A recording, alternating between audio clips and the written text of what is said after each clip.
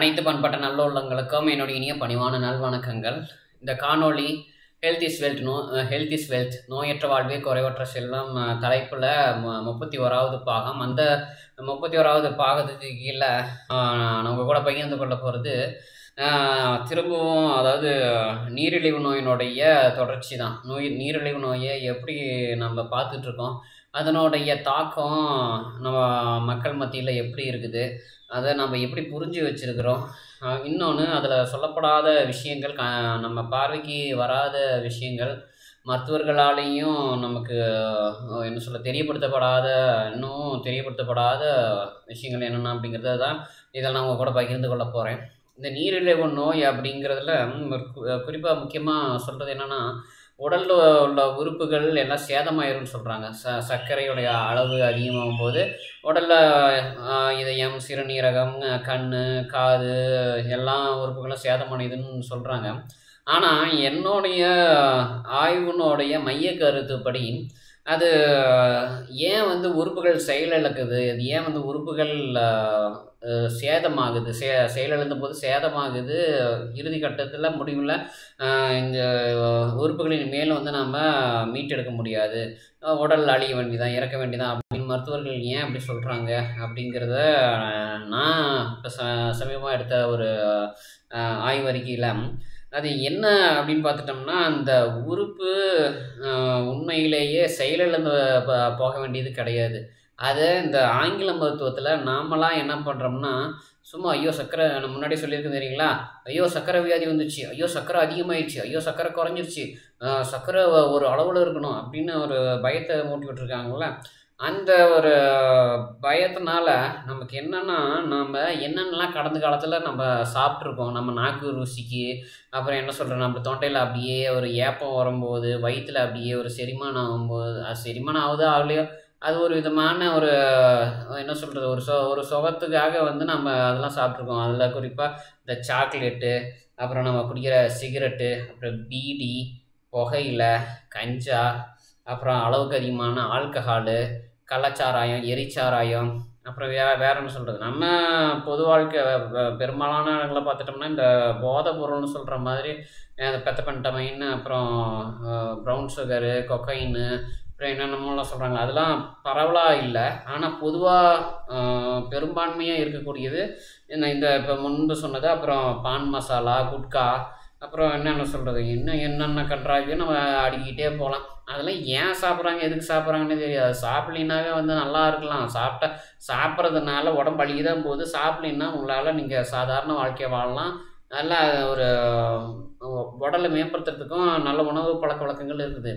ஆனால் அதையெல்லாம் ஒரு சிறு வயதிலையோ அல்லது ஒரு நடுத்தர வயதிலையோ அல்லது இளைய பருவத்திலையோ அது உட்கொள்ளும் போது போயிட்டு, நான் முன்பு சொன்ன மாதிரி தான், நம்ம ஒரு கெட்ட பொருளை சாப்பிட்றோம் அப்படின்னா ஏற்கனவே இருக்கிற நல்ல பொருளை விளக்கிட்டு அது கெட்ட பொருள் போய் ஆக்கிரமிச்சுக்கும். அதே நம்ம நல்ல பொருளை சாப்பிடும்போது அந்த நல்ல பொருள் போய் கெட்ட பொருளை அகற்றிட்டு அதுக்கப்புறம் நல்ல பொருளை நம்ம உடலில் ஆக்கிரமிக்கும், செல்கள், திசுக்கள்லாம். ஆனால் இதில் என்னென்னா, கெட்ட பொருள் போய் சேர்றதுக்கு, அதனுடைய ஆக்கிரமிப்பு செய்கிறதுக்கு குறுகிய காலம் தேவைப்படுது, போதுமானதாக இருக்குது. ஆனால் அங்கே நல்ல பொருள் போய் கெட்ட பொருளை படிப்படியாக நீக்கிட்டு அதுக்கப்புறம் ஒரு புது செல்களை புதுப்பிச்சு உயிரணுக்களை அதிகப்படுத்திட்டு அப்புறம் உடல் முழுக்க ஒரு நல்ல செல்கள், நல்ல ஆரோக்கியமான ஒரு உடல் கட்டமைப்பு கொடுக்கறதுக்கு நேரங்கள் அதிகமாகுது. அப்போ நமக்கு எது முக்கியம்? நம்ம கடந்த காலத்தில் கண்டது தேவையில்லாத போதை வசதிகள்லாம் உட்கொண்டு நாம் என்ன பண்ணுறோம், இந்த உடலில் இருக்கக்கூடிய சிறுநீரகம், இதயம், கல்லீரல், அப்புறம் கணையம், இந்த மாதிரியான உறுப்புகளை சேதப்படுத்துறதுனால தான் என்னாச்சுன்னா, அந்த கணையத்திலிருந்து நம்ம ஹார்மோன்னு சொல்லக்கூடிய இந்த இன்சுலின்னு சொல்லக்கூடிய அந்த சுரக்கிறது, நம்ம ஆங்கில மருத்துவ ரீதியாக பார்த்துட்டோம்னா அது சுரக்கிறதுன்னு நம்ம சொல்கிறோம். ஆனால் என்னுடைய ஆய்வு கருத்துப்படி ஹார்மோன் அப்படிங்கிறது தேவையான பொருட்களை மட்டும் உடலில் வச்சுக்கிட்டு தேவையில்லாத வெளியேற்றுறது தான். அப்போ இதில் வெளியேற்றுற அந்த இன்சுலினுமே நான் ஏற்கனவே என்னென்னு சொல்லியிருக்கேன், அது ஒரு பசிங்கிற அந்த ஒரு திரவத்தில் அல்லது அந்த ஹைட்ரோக்ளோரிக் ஆசிட் அப்படின்னு சொல்லக்கூடிய அந்த விஷயத்தில் அந்த என்ன சொல்கிறது, உடலுக்குள்ளே இருக்கிற கிருமிகள் எல்லாம் வந்து நம்ம சாப்பிட்ற சாப்பாட்டை அழுக வச்சு என்ன அதை கழிவாக வெளியேற்றுற விஷயம் இதெல்லாம் நான் உங்களுக்கு ஏற்கனவே சொல்லியிருக்கிறேன். அப்படி அப்படி நம்ம அந்த உடல் உறுப்புகளை நம்ம மீட்டெடுக்கிறது விஷயமா மருத்துவர்கள் யாருமே சொல்கிறது கிடையாது. சர்க்கரை அப்படின்னு சொல்கிறாங்க. ஆனால் சர்க்கரை அப்படிங்கிறதே அதையே நோண்டியும் நம்ம உடச்சி பார்த்துட்டோம்னா குறைபாடு உள்ள ஒரு மரபணுக்கள் வெளியேற்ற ஒரு விஷயமா தான் அந்த சர்க்கரை பொருளாக இருக்குது.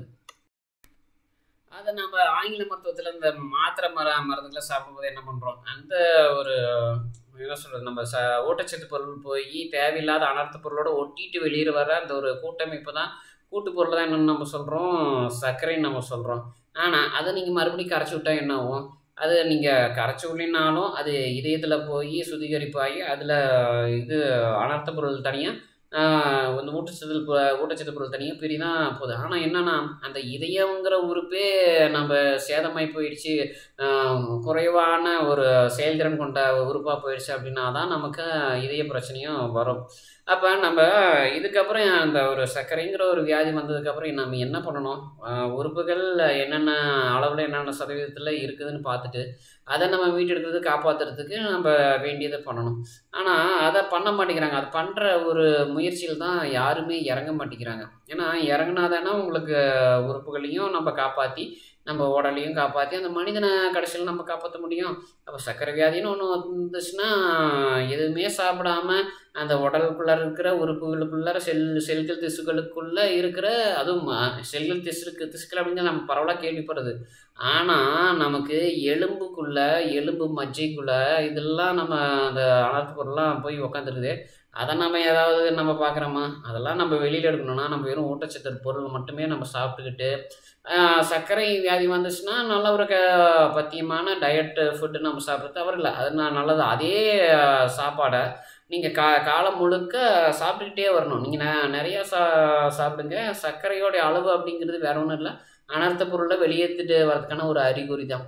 தேவையற்ற பொருளை வெளியேற்றி கொண்டு வர்றதுக்கான ஒரு அறிகுறி தான். அப்போ அந்த ஒரு பொருளுடைய அளவு அதிகமாகுதுன்னா என்ன அர்த்தம், அந்த உடலுக்குள்ளே இருந்து அனர்த்த பொருள்லாம் வெளியேறிட்டு வருது. ஆனால் என்னென்னா என்ன ஒரு கெடு வாய்ப்புனா அதில் அந்த ஊட்டச்சத்து பொருளும் சேர்ந்து வெளியில் வந்துட்டுருக்கோம். நாம் அந்த ஒரு சர்க்கரைங்கிற ஒரு நம்ம சொல்லக்கூடிய விஷயத்த நாம் ஒன்றா ஒரு ஊசி போட்டு இழுத்து வெளியில் எடுக்கலாம், இல்லைன்னா ஒரு ரத்த தானம் மாதிரியோ, இல்லைன்னா வந்து அந்த ரத்தத்தை வெளியேற்றுற ஒரு நம்ம முயற்சி நாம் எடுக்கலாம். என்ன ஆகும் தெரியுங்களா, ஒரு குறிப்பிட்ட அளவுக்கு மேலே அந்த உடல் உறுப்புகள் மற்றும் உடல் சதைகள், திசுக்கள், செல்கள், அப்புறம் எலும்பு மஜ்ஜை, நரம்பு, இரத்த குழாய், அப்புறம் சிறு குறு இரத்த குழாய்கள், பெரிய ஒரு நடுத்தர அளவுள்ள இரத்த குழாய்கள், பெரிய இரத்த குழாய்கள், இதில் எல்லாம் அடைச்சிருக்கிற அனர்த்த பொருளெல்லாம், தேவையற்ற பொருளை வெளியேற்றி உங்களுடைய உடல் ஒரு குறிப்பிட்ட அளவுக்கு மேலே 100-150 வருடங்கள் வரைக்கும் வாழ்கிறதுக்கு ஏதுவாகிடும். ஆனால் என்னென்னா அதுக்கு இடையில தான் நம்ம ஒரு பெரிய சிரமத்தை, ரொம்ப ஒரு துன்பகரமான விஷயத்தை நம்ம சந்திக்க வேண்டியது வரும். அந்த விஷயத்தை நம்ம எப்படி எதிர்கொள்கிறோம் அப்படிங்கிறது தான் நம்மளுடைய போராட்டம் இருக்குது. இது நம்ம கடந்த வாழ்க்கையில் சுலபமாக இது எதிர்கொண்டுட்டாங்க. ஏன்னா அவங்கள இப்போ ஒரு 50-60 வருடங்களுக்கு முன்பு அப்போ இருந்த தலைமுறையினர் நல்லா அந்த உடல் ஆரோக்கியத்தை அடுத்த தலைமுறையினருக்கு கொடுத்தாங்க. எப்போ வந்து இந்த விளம்பரம், அந்த தொலைக்காட்சி அது இதுன்னு மோகம் வந்ததோ, எப்போ நம்ம நாட்டுக்குள்ளார புகுந்து மக்களினுடைய மனசை மூல செலவை பண்ண ஆரம்பித்தாங்களோ, அப்போலேருந்தே இந்த அனர்த்தமான பொருட்களை திங்க சொல்லி உட்கொள்ள சொல்லி திணிச்சு என்னாச்சுன்னா அந்த சர்க்கரை அப்படிங்கிற நீரிழிவு நோய் அப்படிங்கிற வியாதியில் வந்து நிற்கிது. அப்போ நமக்கு என்னன்னா ஒரு சுய புத்தி வேணும். நம்ம என்ன சாப்பிட்டோம் கடந்த காலத்தில், அது எப்படிலாம் போய் நம்ம உடலுக்குள்ளே உட்காந்துருக்கோம், அது எங்கெங்கெல்லாம் உட்காந்துருந்தோன்னா என்னென்ன மாதிரியான விளைவுகள் கொடுக்கும் அப்படிங்கிறதையும் நம்ம யோசிச்சு பார்க்கணும். அந்த விதத்தில் தான் நான் அதை ஆய்வு செஞ்சு பார்த்ததில்லை. நான் இது வரைக்கும் மருத்துவர்கள் இது பண்ண நோயாளிக்கு கொடுத்த மருத்துவ குறிப்பு என்னென்ன அறிகுறிலாம் அவங்க பார்த்துருக்குதா நோயாளிகள் சொன்னாங்க, அது என்ன மருத்துவர்கள் எழுதுனாங்க, இஎஸ்ஐயில் என்னென்னலாம் எந்த மாதிரிலாம் குறிப்பிட்டிருக்காங்க, அரசு மருத்துவமனையில் என்ன குறிப்பிட்டிருக்காங்க, அதே தனியார் மருத்துவமனையில் பார்க்கும்போது என்னென்னலாம் சொல்லியிருக்காங்க. ஒரே மருத்துவர் அரசு மருத்துவமனையில் இருக்கும்போது எப்படி நோயாளியை பார்க்குறாரு, அதுவே அவருடைய கிளினிக்கில் இருக்கும்போது எப்படி பார்க்குறாரு, வேற ஒரு தனியார் மருத்துவமனைக்கு போய் வைத்தியம் பார்க்கும்போது எப்படி பார்க்குறாரு, இத்தனை விஷயங்களையும் மக்கள்கிட்டையும் ஆய்வுகள் எடுத்துருக்கிறேன்.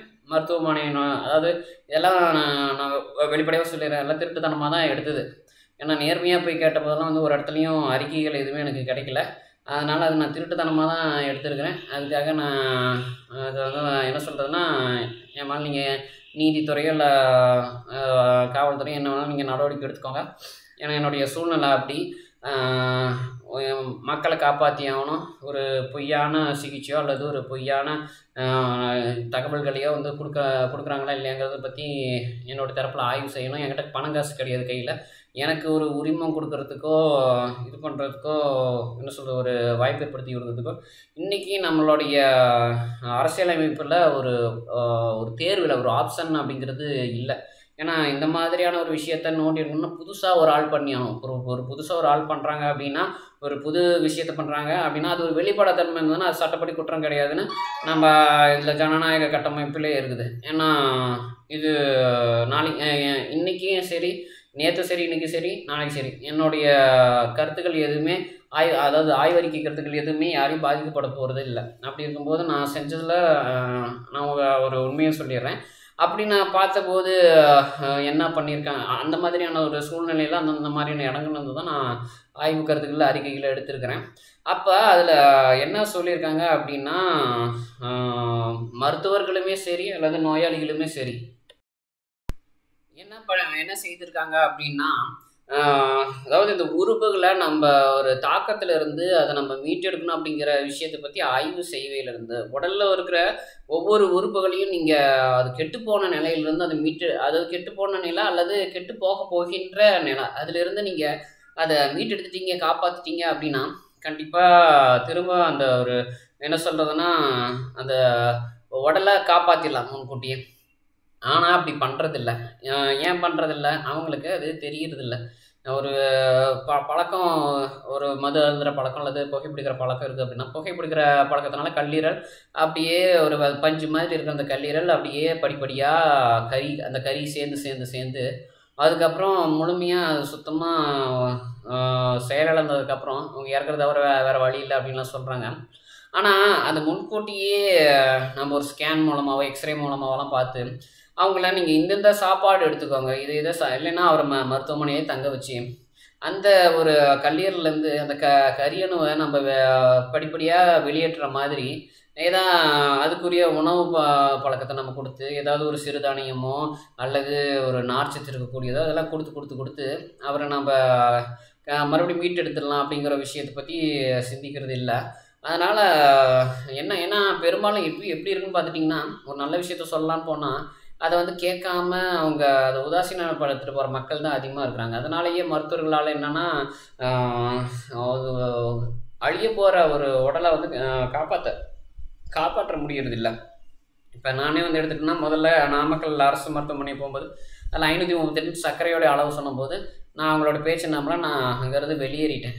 ஆனால் என்னன்னா அதுக்கு நான் என்னுடைய தரப்பில் ஒரு ஆய்வு செய்கிற ஒரு கட்டமைப்பை என்னுடைய குழுவில் வச்சுருக்கிறேன். அதனால் என்னன்னா அதில் நான் உறுதிப்படுத்திட்டு தான் அடுத்த நிலைக்கு நான் வருவேன். என்னுடைய உடலில் உறுப்புகள் எல்லாத்தையுமே நான் காப்பாற்றிட்டேன். என்னுடைய சிறு வயதில் ரொம்ப நோய்வாய்ப்பட்டு சளி காய்ச்சலாக வந்து அவதிப்பட்டு இருந்தபோது எனக்கு என்ன பண்ணுறதுன்னு தெரில. ஆனால் ஒரு குறிப்பிட்ட நிலைக்கு மேலே என்னுடைய வாழ்க்கையில் சரி இதுதான் மாமிசம் போதை வஸ்து இதெல்லாம் சாப்பிட்றது தான் வந்து தவறு. ஏன்னா நான் இஸ்கானில் போனபோது அதில் 4 விஷயங்கள் எனக்கு சொன்னாங்க. அதில் என்னென்னா மது அருந்தக்கூடாது, மாமிசம் போதை வஸ்துக்களை உட்கொள்ளக்கூடாது, தகாத உடலுறவு இருக்கக்கூடாது, சூதாட்டம் ஆடக்கூடாது அப்படின்னு 4 விஷயங்கள் சொன்னாங்க. அந்த 4 விஷயங்களை கடைபிடிக்க ஆரம்பித்ததுக்கப்புறம் தான் எனக்கு ஒவ்வொரு விஷயமும் விளங்குச்சு. ஒவ்வொன்றா அதாவது அங்கே படிப்படியாக என்னுடைய உடலில் இருந்த பிரச்சனைகள், வாழ்க்கையில் இருந்த பிரச்சனைகள் எல்லாமே நீங்க ஆரம்பிச்சிச்சு. அப்படி நீங்க ஆரம்பித்ததுக்கப்புறம் தான் நான் என்னுடைய ஆய்வுகளை மேற்கொண்டேன். ஆய்வுகளை மேற்கொள்ள தொடங்கும் போது தான் என்னாச்சுன்னா, நான் 2013 இஸ்கானில் சேர்றேன். ஒரு 3 வருடங்கள் 4 வருடங்கள் போகவும் அதுக்கப்புறம் இந்த ஜல்லிக்கட்டு போராட்டம் வந்தது. ஜல்லிக்கட்டு போராட்டத்து போது அப்படியே என்னென்னா சிறிதாக அப்படியே இந்த முகநூல் அப்படிங்கிறது 2012 தான் என்னுடைய பயன்பாட்டுக்கே வந்தது. அதன் பிறகு கொஞ்சம் கொஞ்சமாக சிறிதாக ஒவ்வொரு இடத்துலையும் சொல்கிற கருத்துக்கள் எல்லாம் எடுத்து அப்போல்லாம் நிறையா படித்தேன். ஒரு பதிவிடுறதுக்கே ஏறக்குறைய 1,00,000 செய்திகளை வாசிக்க வேண்டியதாக இருக்குது, பார்க்க வேண்டியதாக இருக்கும், கேட்க வேண்டியதாக இருக்கும். 1,00,000 செய்திகள் வித்தியாசமான வேறுபட்ட கருத்துக்களை நான் கேட்க வேண்டியதாக இருக்கும். அதை தாண்டி அதுக்கப்புறம் தான் படிப்படியாக வரும்போது அப்படியே சுருங்கி எங்கே தவறு அப்படிங்கிறது ஒரு மையப்புள்ளிக்கும் வந்துச்சு. இதில் கடைசியாக நம்ம அந்த மருத்துவத்துறை, ஒட்டுமொத்த மருத்துவத்துறையை எடுத்துட்டோம்னா, நீங்கள் உங்களுடைய உடல் உறுப்புகளை பாதுகாக்கிற விஷயம் அல்லது மீட்டெடுக்கிற விஷயத்தில் கவனம் போகாத வரைக்கும் நோய் உடலில் நிரந்தரமாகவே இருந்துக்கிட்டே இருக்கும். அது மாத்திரை மருந்து சாப்பிட்டுட்டே இருக்கணும். சரியாகிட்டே வரும், சரியாகும். ஏன்னா நான் ரத்த தானம் பண்ண ஆரம்பித்து அதில் நோய்கள்லாம் சரியாக எனக்கு என்னாச்சுன்னு பார்த்துட்டிங்கன்னா திரும்ப வந்தது. அடுத்தடுத்து நோய்கள், அதே நோய் வந்த நோயிலே மறுபடியும் வந்தது. ஆனால் அதனுடைய தாக்கம் அப்படியே படிப்படியாக குறைஞ்சி இப்போ நிரந்தரமாக ஒரு சளி காய்ச்சல் இல்லை, ஒரு தலைவலி இல்லை, அப்புறம் உடலில் எந்த ஒரு குறைபாடும் இல்லை. என்னென்னா என்னுடைய உடம்புல சர்க்கரையினுடைய அளவு 500-538ன்னு சொன்ன இந்த ஒரு அறிகுறிக்கும், அதாவது உடலில் எந்த பிரச்சனையும் இல்லாத ஒரு உடலில் சர்க்கரை மட்டும் அதிகமாக இருக்குதுன்னு சொல்கிற ஒரு கருத்துக்கும், இன்னொன்று உடலில் கண்ணு தெரியல, இதய பிரச்சனை இருக்குது, சிறுநீரக பிரச்சனை இருக்குது, நடக்க முடியல, முழங்கால் வலி வருது, சளி காய்ச்சல் வருது, மூச்சு வாங்குது, அது பண்ணுது இது பண்ணுதுன்னு அந்த அறிகுறிகள் இருக்கிறவங்களுக்கு சர்க்கரை வியாதி இருக்குன்னு சொல்கிறதுக்கும் ரெண்டு கருத்துக்கும் நிறைய வேறுபாடுகள் இருக்குது.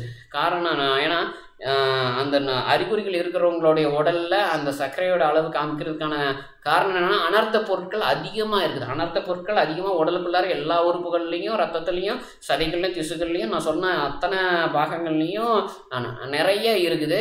அந்த நிறையா இருக்கிறதோடு சேர்ந்து அந்த அனர்த்த பொருளை அவங்க உட்கொள்கிற சாப்பாடு, இந்த நார்ச்சத்து, அப்புறம் மாவுச்சத்து, புரதச்சத்து, எல்லா சத்தும் சேர்ந்து ஒட்டிட்டு அது வெளியில் எடுத்துகிட்டு வருது. பார்த்தீங்களா? அந்த வெளியில் எடுத்துகிட்டு வர அந்த சர்க்கரையினுடைய அளவு உங்களுக்கு ஒரு 200, 150, 200ன்னு காமிக்கும். ஆனால் உடம்புக்குள்ளே என்னாவும் அனர்த்த பொருட்கள், தேவையற்ற பொருட்கள் நிறைய கொடுக்கும். ஆனால் இப்போ நான் சொன்ன என்னுடைய உடல் மாதிரி இருக்கிறவங்களுக்கு உள்ளுக்குள்ளார நல்ல தேவையான பொருட்கள் இருக்கும். ஆனால் அது பெரும்பான்மையாக இருக்கும். ஆனால் சிறுபான்மையாக என்ன இருக்கும்? அனர்த்த பொருள், தேவையற்ற பொருள். ஏன்னா என்னதான் நான் இப்போ யோகியன்னு நான் சொல்கிறதுக்கு நல்லவன், இந்த மாதிரி நல்ல பழக்கத்தில் இருக்கிறேன்னு நம்ம இப்போ சொல்லிக்கிட்டாலும், கடந்த காலத்தில் 2013க்கு முன்பு வரைக்கும், நான் 2013 இஸ்கானில் இணைந்தாலும் 2014 வரைக்கும் நான் மாமிசம் சாப்பிட்டு தான் இருந்தேன். டீ காபி 2020 வரைக்கும், லாக்டவுன் வரைக்குமே, கோவிட் லாக்டவுன் வரைக்குமே நான் டீ காபி சாப்பிட்ருந்தேன். எல்லாம் படிப்படியாக தான் விட்டேன். இப்போ படிப்படியாக விட என்னாச்சு, அந்த உள்ளுக்குள்ளார இருக்கிற அனர்த்த பொருட்கள் அப்போ சேர்ந்துக்கிட்டு தான் இருந்திருக்கு. நான் சாப்பிட அப்படி சேர்ந்துட்டு இருந்த அந்த அனர்த்த பொருட்கள் முதல்ல ரத்தம், செல்லு, திசுன்னு இந்த மாதிரி நம்ம உடலில் இருக்கக்கூடிய ஒரு மேலோட்டமான உறுப்புகளில் இருந்து வெளியேறதுக்கு அது கொஞ்சம் காலம் எடுத்துக்கும். அதெல்லாம் வெளியேறி அதில் தூய்மையானதுக்கப்புறம் உள்ளுக்குள்ளார எலும்பு, மஜ்ஜை, அப்புறம் நரம்புனுடைய இரத்த குழாய்களில் அதுவும் பல வகை நம்ம சொல்லணும். ஒரு பெரிய இரத்த குழாய், ஒரு நடுத்தரமான இரத்த குழாய், ஒரு சிறிய இரத்த குழாய்கள். இந்த அளவில் இருக்கக்கூடிய இரத்த குழாய்கள் அதில் போய் தேங்கி, இப்போ நரம்புக்குள்ளே இருக்கிற ரத்தத்தில் மட்டும் நமக்கு அனர்த்த பொருள் இருக்காது. நரம்பையை சுற்றியும் அனர்த்த பொருட்கள் இருக்கும். நம்ம ஒரு கிட்னி, சிறுநீரகம் இருக்குது அப்படின்னா, சிறுநீரகம் ஒரு அதிர்வுலேருந்து நம்மளை காப்பாற்றுறதுக்காக அதை சுற்றி இருக்கக்கூடிய கொழுப்பு பொருட்களில் கூட நம்ம தேவையற்ற பொருட்கள் இருக்கும். அப்போ கொழுப்பு அப்படிங்கிறதுலையும் நம்ம என்னென்ன சொல்லலாம்னா, தேவையற்ற பொருள் இருக்குது, தேவையான பொருள் இருக்குது. அதே மாதிரி ரத்தத்துலேயும் நமக்கு தேவையற்ற பொருள் இருக்குது, தேவையான பொருட்கள் இருக்குது. கணையம் அப்படின்னு சொல்கிறது, நம்ம சுரக்கிற இன்சுலினில் கூட தேவையான உண்மையான ஒரு சுத்தமான இன்சுலின். எப்படி நம்ம தேனில் ஒரு சர்க்கரை நம்ம கலக்கிறோமோ, அதே மாதிரி தான் இந்த இன்சுலின்லையும் நம்ம தேவையற்ற அனர்த்த பொருளும் அதுவும் சேர்ந்து வெளியேறும். அது சேர்ந்து எதுக்காக வெளியேறுது? அது வெளியேறதில்லை, அங்கே இருக்கிற நோய் கிருமிகள் இல்லை, அல்லது இந்த ஹார்மோன்ஸ்னு சொல்கிற இது நம்ம அந்த உடம்புலேருந்து வெளியே கொண்டு வரோம். எதுக்காக வெளியில் கொண்டு வரோம் அப்படின்னா, அதில் இருக்கிற அனர்த்த பொருளை, தேவையற்ற பொருளை வெளியேற்றிட்டு சத்து பொருளில் நம்ம சாப்பிட்ற சாப்பாட்டிலேருந்து எடுத்துகிட்டு கொண்டு போய் அங்கே வச்சு செல் பகுப்புகள் மூலமாக புதிய செல்லை உற்பத்தி பண்ணி அந்த உறுப்பை மறுபடியும் மீண்டும் புதுப்பித்து ஒரு நல்ல செயலாற்றக்கூடிய ஒரு உறுப்பாக அதை மாற்றத்துக்காக தான். அதில் எந்த மாதிரி உணவு நீங்கள் உட்கொள்கிறீங்க?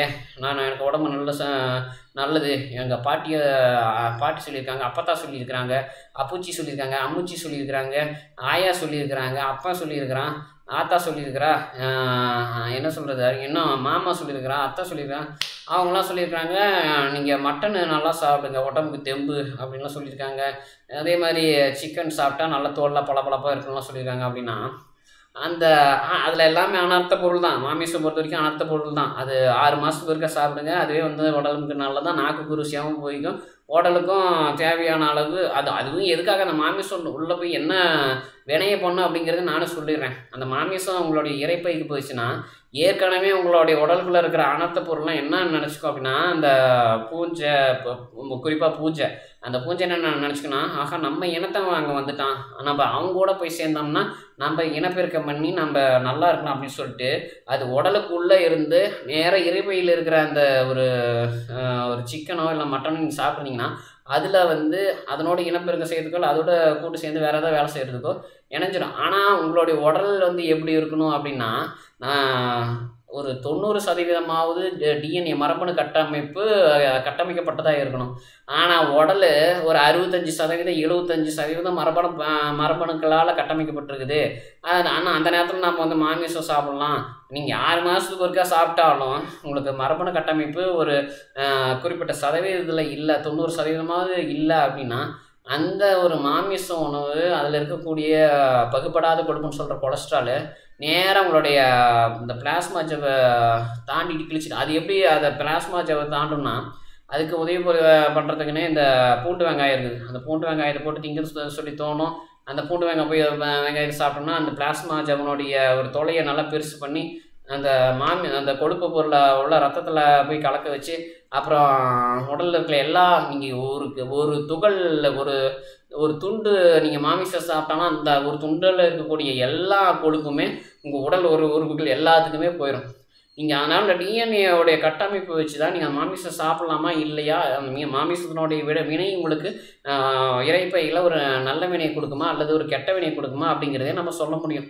அதனால் இந்த நீரிழிவு நோய் அப்படிங்கிறதுல இவ்வளோ விஷயங்கள் நம்ம இன்னும் கண்டுகொள்ளப்படாத, தெரியப்படாத, பேசப்படாத மற்றும் பேசினாலும் அதுக்கு ஒரு ஒத்துழைப்பு கொடுக்குறதோ அல்லது அதை காதில் கேட்டு சிந்தித்தக்கூட பக்குவமாக மருத்துவர்களுக்கு இன்றைக்கி உலகம் முழுக்க யாருக்குமே இல்லை. ஆனால் நம்ம பாரம்பரியத்தில் இது கொடுக்கப்பட்டிருக்குது. பாரம்பரியமான சித்த மருத்துவத்துலேயும் உன்னதமாக இருந்தவங்ககிட்ட நம்ம கேட்டுருந்துருக்கணும். அவங்க எழுதி வச்ச விஷயங்கள் நம்மளால் படித்து புரிஞ்சுக்க முடியல. ஏன் புரிஞ்சுக்க முடியலன்னா, நாம் அந்த இடத்துல அந்த விஷயங்களை கேட்கறதுக்கு ஒரு குற்றவாளியாக இருக்கோம், குற்ற உணர்ச்சியோடு நிற்கிறோம். அடடா நான் இந்த விஷயத்தை பண்ணிட்டேனே, ஐயோ நான் இந்த மாதிரி இருந்துட்டேன், இப்போ இந்த விஷயத்த நான் கேட்டேன்னா அப்படியே எனக்கே ஒரு குற்ற உணர்ச்சியாக இருக்குது. அடுத்தது நான் உயிரோடு இருக்கலாமா, இந்த விஷயம்லாம் நான் செஞ்சுட்டனால நான் பாவி ஆகிட்டேனே அப்படின்னு ஒன்று அந்த மாதிரி நினைப்பாங்க. அந்த மாதிரி நினச்சா கூட நான் அந்த மாதிரி பண்ணியிருக்கேங்கன்னு சொல்லிட்டு அதுக்காக நம்ம மருத்துவ சிகிச்சை எடுத்துக்குவாங்க. ஆனால் அதை கேட்குறவங்க என்னையை அவன் இந்த மாதிரி பண்ணிட்டேன்னு சொல்லிட்டு சொல்கிறான், என்னை கெட்டவனு சொல்கிறான், நான் இனிமேல் அவங்க கூட நான் எதுக்கு நான் இருக்கணும், அவன் சொல்கிற சிகிச்சையை வைத்தியத்தை நான் ஏன் எடுத்துக்கணும் அப்படிங்கன்னு சொல்லிட்டு தான் என்ன பண்ணிட்டாங்கன்னா ஆயுர்வேதத்தை விட்டு வெளியேறிட்டாங்க, சித்த மருத்துவத்தை விட்டு வெளியேறிட்டாங்க. அதே மாதிரி பாரம்பரியமாக நம்ம உணவு மூலமாக நல்ல ஒரு மூலிகையான இதெல்லாம் பொருட்கள் மூலமாக நம்ம குணப்படுத்துகிற விஷயங்கள்லாம் தெரிஞ்சவங்ககிட்ட இருந்து மக்கள் வெளியேறி ஏன்னா இந்த மாத்திரையாக சாப்பிட்டு உடனே சரியாயிடும், இந்த ஊசியை போட்டுக்கோ, இந்த ஊசியை போட்டிங்கன்னா என்ன வலியே இருக்காது, உனக்கு சீக்கிரமாக நோய் சரியாயிடும், அதுக்கப்புறம் உனக்கு யாரோட பேச்சு நீ கேட்க வேண்டாம், நீ பாட்டுக்கு விருப்பப்படி இருக்கலாம் அப்படின்னு சொல்லி இந்த ஆங்கில மருத்துவம் பண்ண மோகத்தினால எல்லாம் ஒரு நல்ல பாதையை விட்டு வேறு எங்கேயோ போயிட்டாங்க. வேறு எங்கேயோ போய் இன்றைக்கி என்ன பண்ணியிருக்காங்கன்னா, நீங்கவே நீக்க முடியாது அப்படிங்கிற மாதிரியான ஒரு நோய்களெல்லாம் மாட்டிக்கிட்டு முடிச்சிக்கிட்டு இருக்கிறாங்க. நம்முடைய உலகத்தில் உள்ள அனைத்து மக்களும், நம்ம இந்தியாவில் இருக்க மக்களை மட்டும் நம்ம சொல்ல முடியாது, உலகத்தில் உள்ள அனைவரையுமே நம்ம சொல்லலாம். இது பாகிஸ்தானில் அந்த இஸ்லாமியர்களாக இருந்தாலும் சரி, கிறிஸ்தவர்களாக இருந்தாலும் சரி, இந்து மதத்தை சேர்ந்தவங்களாக இருந்தாலும் சரி, ஜைனிசம், புத்திசம், அப்புறம் இன்னும் என்னென்ன மதங்கள் இருக்கோ அதில் இருக்கிறவங்க எல்லாருமே தொடக்கத்தில் அவங்க பிறந்ததுக்கப்புறம் அவங்களுக்கு விவரங்கள், நல்ல ஒரு தெளிவு, ஒரு புரிஞ்சுக்குள்ள வயசு, பக்குவம், அந்த ஒரு பருவம்லாம் வந்ததுக்கப்புறம் என்னென்னலாம் சாப்பிட்டாங்களோ அந்த சாப்பிட்ட உணவுகள் அதை வெளியேற்ற முடியாமல் அதை வெளியேற்றுவதற்கு ஒரு தகுந்த வழிகாட்டி இல்லாமல் என்ன பண்ணியிருக்காங்கன்னா ஏதோ மதத்தெல்லாம் போய் கடைப்பிடிச்சி வாழ்க்கையை தொலைச்சிக்கிட்டு இருக்கிறாங்க. ஆனால் அது எப்படின்னா நம்ம சமூகத்தை நம்ம கட்டமைக்கணும், நல்லா ஒரு வழியில் கட்டமைக்கணும் அப்படின்னா நம்ம படிப்படியாக அவங்களுக்கு சொல்லி நம்ம புரிய வச்சு நம்ம திருத்தி தான் ஆகணும். அதில் இப்போ நம்ம மருத்துவ ஆராய்ச்சியில் அடுத்தது நம்ம செய்ய வேண்டியது என்னன்னா, குழந்தையில் இருக்கிறவங்ககிட்ட இருந்து நம்ம இப்போ பள்ளிக்கூடத்தில் படிக்கிறவங்க எல்லாருமே கண்டிப்பாக அந்த உடலில் உறுப்புகள் ஒவ்வொரு உறுப்பினுடைய கட்டமைப்பு எப்படி இருக்குது, அதனுடைய செயலாக்கம் எப்படி இருக்குது, அதில் அது பழுதடைகிறதுக்கான வாய்ப்புகள் சாத்தியக்கூறுகள் எவ்வளோ இருக்குது, இதையெல்லாம் ஆய்வு செஞ்சு அவங்கள நல்ல ஒரு புத்திமதி சொல்லி இந்த மாதிரி சமூகம் இருக்குதுப்பா, சமூகம் நாளைக்கு இந்த மாதிரிலாம் வந்து உன்னை தாக்குப்பா, நீ அதிலெல்லாம் பார்த்து பொழைச்சிக்கணும்ப்பா, தாண்டி வரணும்ப்பா, எதுனாலும் நீ வந்து நல்லா ஊட்டச்சத்துள்ள பொருட்களே வாங்கி சாப்பிடுப்பா, நல்லா தொடர்ந்து வாழ்க்கை முழுசுக்கும் நீண்ட நாட்களுக்கு ஆயுள் இருக்கிற வரைக்கும் நீ இறக்கும் வரைக்கும் நீ உன்னுடைய உடலை பயன்படுத்தி நீ நல்லா வேலை செஞ்சுக்கலாம், உன்னுடைய திறமையை நீ காமிச்சிட்டே இருக்கலாம். ஆனால் நீ வந்து கெட்ட ஒரு பழக்கத்துக்கு போனீங்கன்னா உடல் அழிஞ்சு போயிடும், அதுக்கப்புறம் உன்னை காப்பாற்ற முடியாது. உனக்குன்னு பார்த்துட்டோம்னா அப்புறம் இன்னும் சில மனிதர்கள் உன்னை பார்த்துக்கிறதுக்கு வரணும். அப்புறம் அவங்களுக்கு உனக்கு மனக்கசப்பு ஏதாவது கருத்து வேறுபாடுகள் வரும். அந்த மாதிரியான சூழ்நிலையில் நிம்மதி போயிடும். நம்ம மற்றவங்களுடைய மாற்று கருத்தோடு நம்ம சண்டை போட்டுக்கிட்டு நம்ம வாழ்க்கை முழுசுக்கு சிரமப்பட்டுருக்கணும். இந்த மாதிரியான விஷயங்கள்லாம் சொல்லி புரிய வச்சு அவங்கள நல்ல ஊட்டச்சத்து பொருட்களை மட்டும் நல்லா சாப்பிட வைக்கணும். அப்புறம் அவங்களுக்கு அவங்க மூலமாக அடுத்து வரக்கூடிய சந்ததியினரையும் நல்லா வாழ வைக்கிறதுக்கான ஒரு வழிகாட்டத்தில் காட்டக்கூடிய ஒரு அறிவுரைகளை அவங்களுக்கு நம்ம சொல்லிக் கொடுக்கணும். இது எனக்கு தெரிஞ்ச ஏறக்குறைய நீரிழிவு நோய்ங்கிற ஒரு தலைப்பு நான் எடுத்ததில்ல. இந்த பாகத்தோட அநேகமாக முடிகிற ஒரு தருணம் வந்துச்சுன்னு நான் நினைக்கிறேன். ஏன்னா இன்னும் இருக்குதா இல்லையா அப்படிங்கிறத நான் இன்னும் என்னுடைய என்ன சொல்கிறதுன்னா, எனக்கு நான் திருட்டுத்தனமாக எடுத்த அறிக்கைகளை எல்லாம் பார்க்கணும். நான் பார்த்தா தான் இன்னும் ஏதாவது இருக்குதா இல்லையாங்கிறது நான் சொல்ல முடியும். அதை நான் பார்த்துட்டு நான் உங்களுக்கு அடுத்தடுத்த காணொளிகள்லாம் நான் உறுதிப்படுத்துகிறேன். கண்டிப்பாக நம்ம இந்த நீரிழிவு நோய் அப்படிங்கிறதுல எவ்வளோ விஷயங்கள் பார்த்துட்டோம் ஒரு 4-5 பாகங்களில்.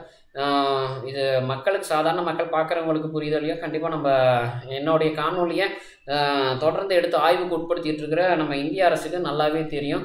அதனால் ஏன்னா நான் எப்படி ஒவ்வொரு கட்டத்துலேயும் ஒவ்வொரு வியாதி பற்றியும் நான் பேசும்போது சொல்லும்போது ஒவ்வொரு என்னுடைய பார்வை எப்படி எந்த பாதையில் போகுது அப்படிங்கிறத நான் வந்து ஒவ்வொன்றையும் சொல்லிட்டு வந்தேனோ, அந்த பாதை என்னங்கிறது இந்திய அரசுக்கு நல்லாவே தெரியும். ஆனால் மற்ற நாடுகளில் நம்ம என்ன சொல்கிறதுனா, தூய ஒரு சைவ உணவு பழக்க வழக்கத்தை கடைப்பிடிக்காத எந்த நாட்டுக்கும் என்னுடைய விஷயங்களில் புரியறதுக்கு வாய்ப்பே இல்லை, நம்ம நாட்டு ஆராய்ச்சி துறையை தவிர்த்து.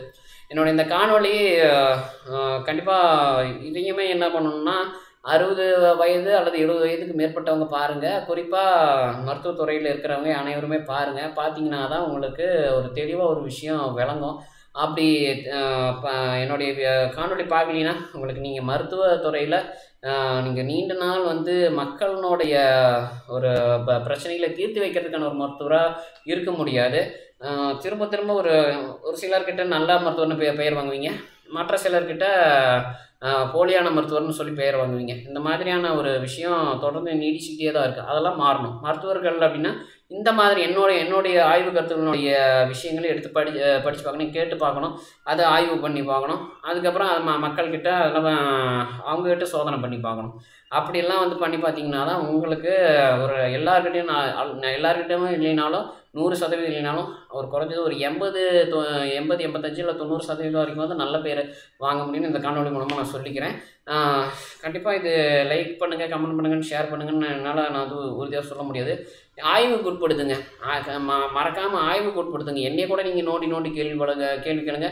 இல்லைன்னா என் காணொலியை எடுத்துகிட்டு கொண்டு போய் யாராவது ஒரு மருத்துவர்கிட்ட கொடுத்து அவரை பார்க்க சொல்லி அவர்கிட்ட நோண்டி கேள்விகளை கேளுங்க. அப்படி கேட்டிங்கன்னா தான் நான் சொன்ன விஷயங்களை பற்றி அவங்க கொஞ்சம் சிந்திக்க ஆரம்பிப்பாங்க. ஏன்னா எனக்கு தெரிஞ்சு சில மருத்துவர்கள்கிட்டலாம் இது நான் கொடுத்து பார்த்து நான் கேள்வி கேட்டேன். அவங்க அப்படியே மருத்துவம் படிச்சுட்டேன், நான் வந்து வாழ்க்கையில் உயர்ந்துட்டேன், நான் வந்து எனக்கு எந்த கவலையும் இல்லை, நான் கல்யாணம் பண்ணிட்டு குழந்தை குட்டிகள்லாம் நான் பெற்றுக்குவேன், மற்றவங்களுக்கு அதை அதாவது சுற்றி எனக்கு என்னுடைய மருத்துவ படிப்புக்கு எனக்கு வைத்தியம் பார்க்க என்கிட்ட வந்துட்டு என்னுடைய பொருளாதாரத்தை உயர்த்தி என்னுடைய வாழ்க்கையை ஒரு நிலையில் வச்சுருக்கிறவங்களாம் நான் கண்டுக்க மாட்டேன்னு சொல்லி தான் பெரும்பாலான மருத்துவர்கள் இருக்கிறாங்க. அவங்களுடைய சொந்தக்காரங்களே கூட நிறைய மருத்துவர்கள் கண்டுகொள்வதில்லை. இவங்க எப்படி வந்து ஒரு பட்டறையில் வேலை செய்கிறவங்க திரும்ப திரும்ப அந்த வேலை செய்கிறதுனால அவனுக்கு அந்த வேலையை பிடிச்சி போய் அதிலே கிடக்கிறானோ, அதே மாதிரி தான் இந்த மருத்துவத்துறையிலையும் இருக்கிறாங்க. அதனால் என்னுடைய சேனலை சப்ஸ்கிரைப் பண்ணி இந்த ஹெல்த் இஸ் வெல்த் தலைப்பில் இருக்கிற எல்லா காணொலியும் பார்த்து பயன்பெறுங்கன்னு நான் இந்த காணொலி மூலமாக கேட்டுக்கிறேன். நன்றி, வணக்கம்.